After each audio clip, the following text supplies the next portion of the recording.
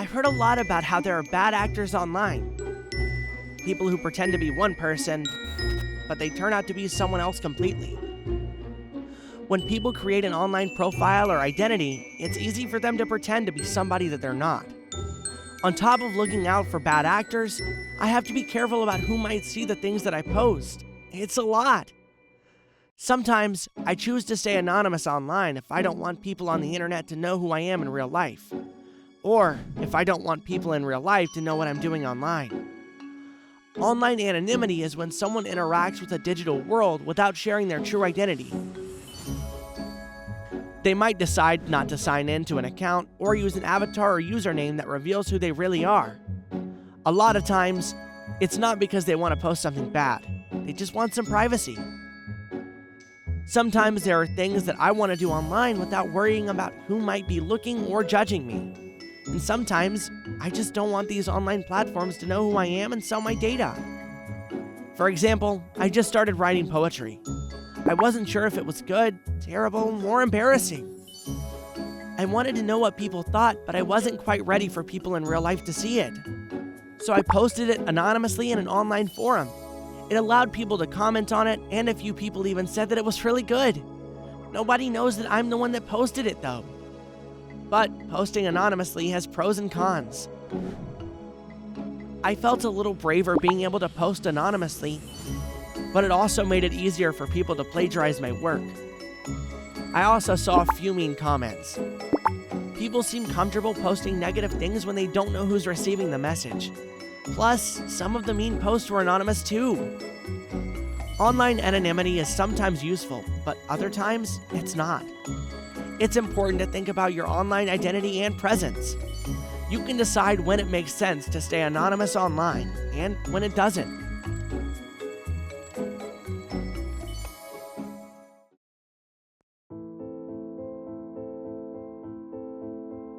When I started at my new school, I didn't have a lot of friends. I felt like a total outsider. I was trying to figure out who I was and where I fit in, so I started spending a lot more time on social media. I noticed that one of my videos got a lot of likes. I had used a few filters on it, so it looked like me, but maybe a more enhanced version. It felt really great to get so many likes and even a few followers. I decided to post more. I shared all sorts of things that were going on in my life. I wanted to get more followers. I needed to get more followers. If it was taking a while to make friends, maybe I could be popular as an influencer in the meantime. The thing is, I started to get really hung up on how I looked online. Everyone else that I followed had these great lives. They were pretty or rich or just so talented.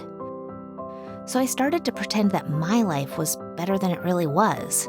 I started to spend way too much time thinking about social media, keeping up with posts and making sure I looked perfect online, all while feeling really disappointed with my real life.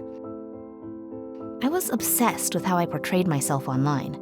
I started spending money that I shouldn't have on things that would make me look like the person I was pretending to be. And I was acting and saying things that I would never have in real life. Sometimes judgmental things to sound like I was better than everyone else. I had lost sight of who I was in real life and the people and things that actually mattered. I'm doing better now. I've since learned that there's a difference between curating a positive online presence, like carefully choosing the best things to share about yourself, and creating an online identity that was just fake. These days, I try to strike a balance. Obviously, we all want to look good online, but now I try to focus on only sharing things that reflect the best parts of who I actually am. And while it's okay to envy what other people are posting online, it's also important to remember that what I see online might not actually be how things actually are.